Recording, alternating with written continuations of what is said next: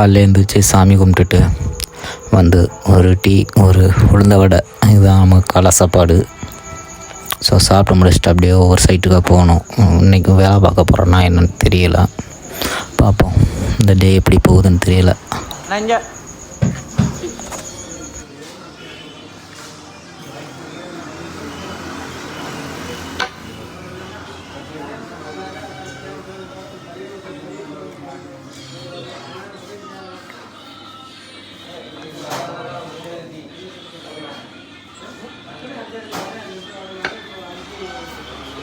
Friends, welcome back. 365 days 365 vlog challenge.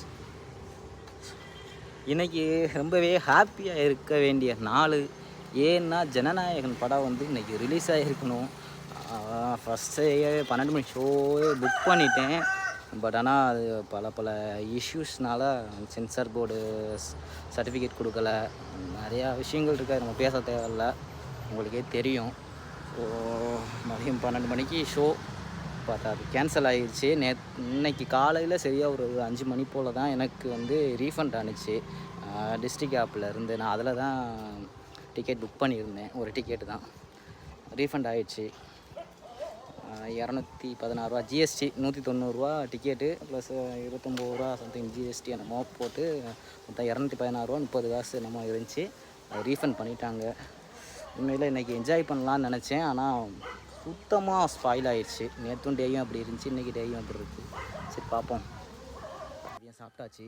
என்னென்னா சாம்பார், அப்புறம் வேறு என்ன, உருளைக்கிழங்கு மசியல், அப்புறம் அப்பளம், அவ்வளோதான் சாப்பிட்டு. இப்போ மணி சரியாக 2 மணி ஆகுது.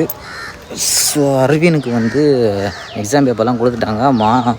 இப்போ வந்து ரேங்க் கார்டில் வந்து சைன் போடுறதுக்காண்டி ஓப்பன் டே வச்சுருக்காங்க. போயிட்டு மிஸ்ட்டை பேசிவிட்டு அப்படியே சைனை போட்டு அவனை கூட்டிகிட்டு வரணும்.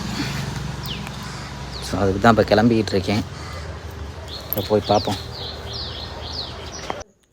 ஸோ அரவின்ட்டு ரேங்க் கார்டை பார்த்தோன்னு எனக்கே ஷாக் ஆகிடுச்சு. எல்லாத்துலேயும் ரொம்ப மார்க்கு கம்மியாக எடுத்துட்டான். இந்த டைம் ரொம்ப கம்மி, எதிர்பார்த்ததை விட ரொம்ப கம்மியாக எடுத்துட்டோம்.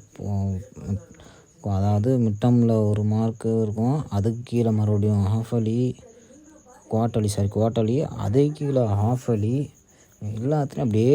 அதாவது எப்படின்னா எக்ஸலண்ட் இருந்தான், அடுத்து வெரி குட் இருந்தான், அதுக்கப்புறம் பார்த்திங்கன்னா இப்போ குட்டுக்கு வந்துட்டான். இனி மிஞ்சி இருக்கிறது இம்ப்ரூவ்மெண்ட்டுன்னு நினைக்கிறேன். அது மட்டும்தான் இருக்குது. என்ன சொல்கிறேன்னே தெரியலை. படிக்கிறான், ஆனால் தப்பாக உள்ள ஆன்சர்லாம் கரெக்டாக ஆன்சரை சொல்கிறான். ஆனால் ஏன் அதை வந்து எழுதலைன்னு தான் தெரியலை. அந்த எக்ஸாம் பேப்பரில் தப்பாக எழுதியிருக்கான், அந்த ஆன்சரை கேட்டால் கரெக்டாக அந்த ஆன்சரை சொல்கிறான், அதுக்கு உண்டான ஸ்பெல்லிங்குமே சொல்கிறான். இருந்தாலும் ஏன் அந்த எக்ஸாம் பேப்பரில் அவன் எழுத மாட்டேங்கிறான்றது தான் ரொம்ப இதாக இருக்குது. மேம்கிட்டையும் கேட்டோம், ஏன் கேட்டால் எங்கே எழுதுறேன்னு தெரியலைன்ற மாதிரி அவங்களும் சொன்னாங்க. ஏன்னா இப்போ சர்வின் வந்து எப்படின்னா எல்லாத்துக்குமே இவனை விட அவங்க கிளாஸில் வந்து 1 வயசு கூட தான். இவன் கரெக்டாக அந்த 3 வயசுலேயே சேர்த்தாச்சு. இப்போ வேணால் இவனுக்கு ஏப்ரல் மாதம் தானே பர்த்டே, அங்கிட்டு 2 மாதத்தில் ஸ்கூல் ஓப்பனிங்கு வந்துடும். அதனால் அவனோட ஸ்கூலில் எல்கேஜியில் சேர்ந்தவங்க எல்லாருமே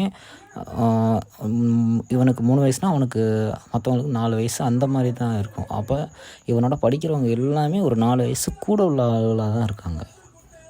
ஸோ அதனால் ஏன் என்னன்னு தெரியலை. பார்ப்போம், நெக்ஸ்ட் டைம் ஒழுங்காக எடுக்கிறேன்னு சொல்லியிருக்கான். மணி சரி 9 மணி ஆச்சு. இன்றைக்கி டேயுமே பெருசாக இல்லை, வேலையே இது பண்ணல, ஒரு அலைச்சல் சரியாக போச்சு நேரம். நான் தெரியலை, பார்ப்போம். நான் நிறையா இது பண்ணி வச்சுருந்தேன், டிக்கெட்டெல்லாம் புக் பண்ணி வச்சுருந்தேன். எனக்கு இப்போ வரையுமே எப்போ அந்த டேட்டு அனௌன்ஸ்மெண்ட் பண்ணுவாங்கன்னு தெரியலை.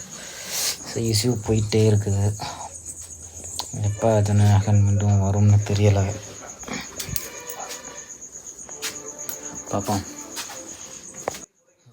2 பேரும் தூங்கிட்டு இருக்காங்க, அவங்க சாப்பிட்டு தூங்கிட்டாங்க. சரி, நாளைக்கு உங்களுக்கு இந்த டே இப்படி அமைஞ்சிச்சுன்னு கமெண்ட் செக்ஷனில் கமெண்ட் பண்ணுங்கள். நாளைக்கு பார்ப்போம். மீண்டும் ஒரு விலாகில் சந்திப்போம். பாய்.